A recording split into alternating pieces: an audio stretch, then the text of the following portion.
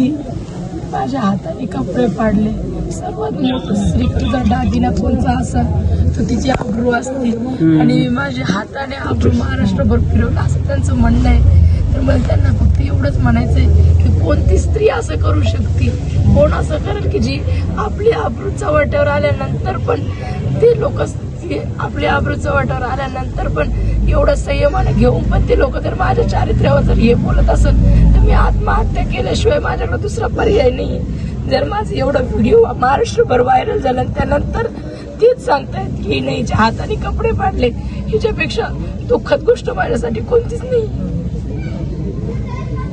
त्यांनी असं पण सांगितलं वाटतं की आम्ही त्यांच्या घरी गेलो, त्यांचे पैसे चोरले, सोनं चोरलं. माझे भाऊ मी कधी त्यांच्या घरी गेले किंवा माझे भाऊ आम्ही कधी त्यांच्या घरी गेलो त्यांनी त्याचं मला प्रूफ द्या.